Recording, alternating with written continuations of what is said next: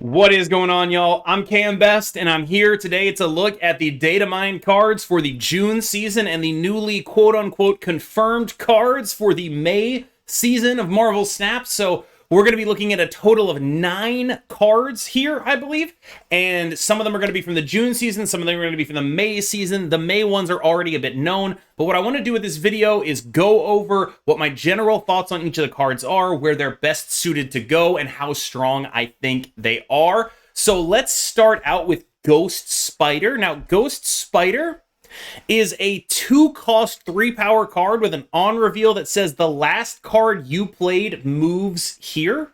This is a useful tool for move decks. For example, Human Torch into Ghost Spider is actually a really powerful curve to utilize. Like, move decks have trouble with being predictable. They tend to be only moving one direction, right? There's a lot, like the generally accepted way to play against move decks. This goes all the way back to the beta is, well, you expect them to go big on the middle because that's the kind of thing they can do. And then one of the lanes they're not going to be able to go very big on. And that is one of the big weaknesses of move, is that it only goes one way. It has the Zoolander problem. But now with Ghost Spider, there's a lot of play here. I tend to think this is a powerful card. I tend to think it might make move good. I also tend to think move is very close to being good anyway, just by virtue of people not knowing how to play against it. So I definitely think this is a card worth keeping an eye on. Like, it is a really, really, really interesting card. One of the cards that I think people are going to be most excited about in this, but there are a ton of them. This is the June data mines, of course. Now, Spider Ham is the next one. Spider Ham is a 1-cost, 1-power card with the ability to transform the highest cost card into your opponent's hand into a pig, keeping its power and cost. Now, when it turns into a pig, it loses all abilities. So this is effectively a way to remove the abilities on the most expensive card in your opponent's hand. So, you hate Leader, get rid of Leader. You hate Dr. Doom, get rid of Dr. Doom. I'm interested to see how this card plays out because I could see it being very powerful, but I also, when I think of the decks that play all these expensive 6-cost cards, they often have a lot of them anyway, right? Like, you have to kind of hit the right one in order to actually make sure that goes down. Like, if you're playing against Galactus, yeah, you might hit Galactus.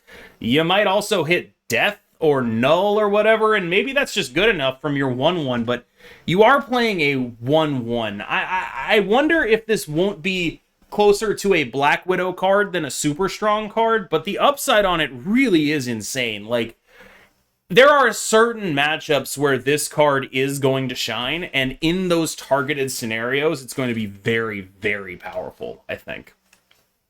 Next up is Spider-Man 2099, a 4-cost 5-power card, so the same stat line as Miles Morales, actually, and also a bit of a move card. It says the first time this card moves to a location, destroy an enemy card there.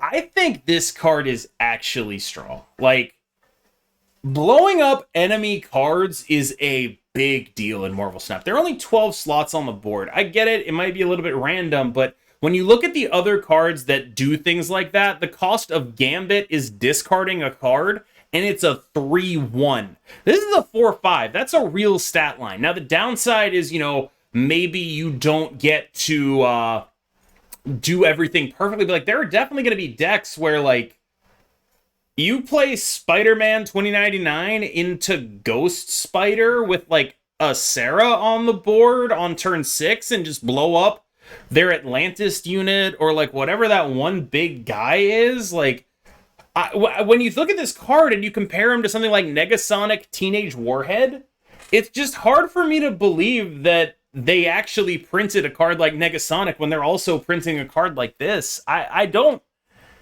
It's interesting because the text on the card is so powerful, but it's also a card that's easy to play around. I don't know exactly where it'll find a home, but my instinct would be it would find a home in some sort of Zabu Sarah list. That's what comes to mind for me, but we'll see if there are other places that it can go. Obviously, you can just put it in a move list. That's probably fine. Finally, in the June season, we have Silk. Silk says, After any card is played here, this moves to another location, and she is a 2-cost 5-power card. I think just being a 2-cost 5-power card is enough for her to be potentially relevant. Like, there are not a lot of 2-cost 5-power cards, and if you can turn her downside into an upside, like, what if you fill up all the locations, right? Like, you play Mysterio and Silk after playing Sarah. Like, this is a really, really powerful card, I feel like. This is the one that is, like, sort of most obviously going in things, like, especially in the context of, like, moving around, right? There are cards that want you to move this card around. Like a Craven, for example, will want cards flying around the board. It's comparable to Titania, but I think since you have a little bit more control over it, and because it never goes to your opponent, I frankly think this is a very powerful card. And I think, on the whole, this might be the group of cards, like, for the season that are the strongest that we've seen. I find it hard to think of another season's release that was this powerful. I don't think necessarily all of them are like super busted or anything, but I definitely don't think any of them are like obvious skips either. These are all cards with defined roles and really interesting things to do. Now, I'm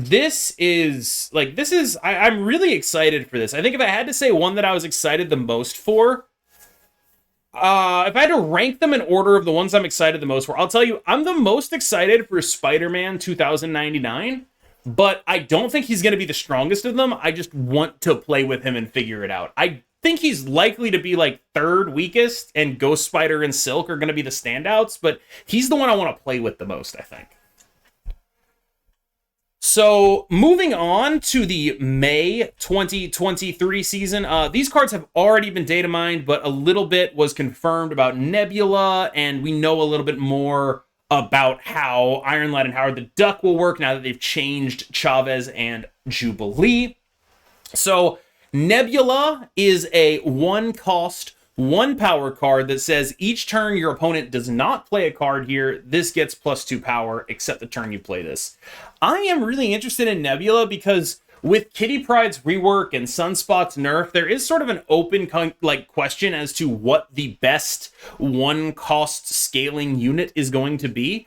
However, there is also sort of an issue with Nebula in the sense of it's usually not very good to give your opponent control over what happens with your cards. Now, there are ways to work around this, so where she sticks out to me is potentially a Sandman list, a Doomwave list, the kind of list that actually restricts your opponent's ability to play cards. She also, of course, she would go with Professor X. She does have a lot of utility. She goes with Storm. She scales really well in places like Kiln.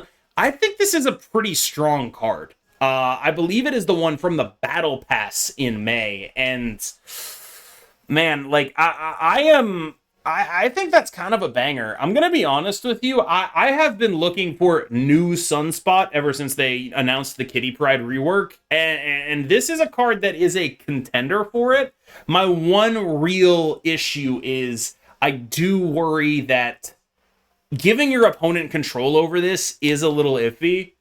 I do like that she doesn't require other investments, though. You just put her on the board, and she dictates the play. And I kind of think that she's one of the best cards we've looked at here. I don't know how she'll pan out. Obviously, Dies to Killmonger is a real concern if you're building your game plan around a 1-drop, but I do think it's possible she ends up being next Sunspot or next Kitty. Now, next up is Iron Lad, 4 cost, 6 power. Iron Lad has an on-reveal ability that copies the text of your deck's top card. I am interested to try Iron Lad in like a deck where all the cards are just good hits. That's sort of where my thought process would go. So like Iron Lad in a Zabu Darkhawk Dino deck is basically always hitting something good. It's usually going to be either Alt Rock Slide, it'll hit a Darkhawk, it'll hit a Dino. These are all good hits. And that's definitely worth paying attention to. One of the other interactions that I kind of want to try with Iron Lad, and I don't think this one is very good, but I want to see if he works with Galactus. If you just like have a Galactus on the top of your deck, you just like play Iron Lad. I don't know. I'm interested in that. I'm really interested in that because especially with America Chavez always sitting on the bottom of your deck now, what if you just had 2 hits for Galactus? What if you just like had the ability to effectively dig for Galactus? I'm interested in that. I'm sorry for the not fun idea. Definitely, if you want to play the fun idea, I would put him in a deck where all the hits are good. That would be the basic idea that I would go with if I were you. Now, next up is going to be Howard the Duck. He is a 1-cost, 2-power card. He says, ongoing, tap this card to see the top card of your deck. Think of it like Uatu, but for the top card of your deck. I am unsure how valuable this card is until there's more support for it.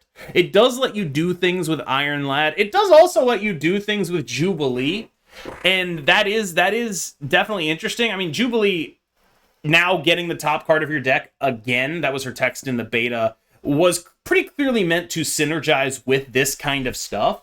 I'm interested to see if that pushes it very far, because right now, I mean, fundamentally what Howard is doing is nothing. He's not affecting your opponent. He's not affecting the battlefield, really. He's a 1/2 that gives you some information. The history of those cards in Marvel Snap is not great, and I think in order for one of them to be good, we're gonna need some more support for it. Finally, of course, we have High Evolutionary, who at the start of the game unlocks the secret ability of all your cards with no abilities. And that means cards like Wasp, cards like Cyclops, cards like Abomination, cards like Hulk suddenly gain abilities just by having High Evolutionary in the deck. And I think more than that, High Evolutionary stat line at a 4/7 is very, very strong. I know many people have been expecting him to end up in the big bad category. Personally, I think I do expect him to end up there, just based on what a total build around he is. I don't know how I feel about him ending up in the big bad category. I think on the whole, it has upsides and downsides. The upsides, of course, would be that he is always going to be a good investment, so people don't have to feel bad about buying him and then him depreciating in terms of token cost. The downside, of course, is it does make him sort of permanently more expensive, but if you're a new player joining the game and you want to play all these pool 1 cards that you got, you now have a really defined goal in High Evolutionary. Most of what he does, most of the abilities that he gives these cards are abilities that key off of giving your opponent negative power, so you like afflict the units at a location with negative power, and they also sort of key off of playing off curve, so having mana floating at the end of the turn. Obviously, this means he might go well with Sunspot. There are a lot of interesting ways to take it. I think the standout ability that he gives, though, is Abomination. Abomination gains the ability to be discounted in terms of energy cost by whatever the amount of creatures with -1/-1 are on the board. And, you know, obviously some of his other effects give those creatures that -1 minus power there. I think that's a really, really cool card. I'm interested to see how he ends up looking. I am definitely going to be making sure that I have enough tokens for him. I won't say saving because I did just get the Kitty Pride refund. I'm not sure I even have to save, but High Evolutionary, definitely a big focus for a lot of players, and I think he should be. He's going to be very cool, and definitely a card that I'm excited for.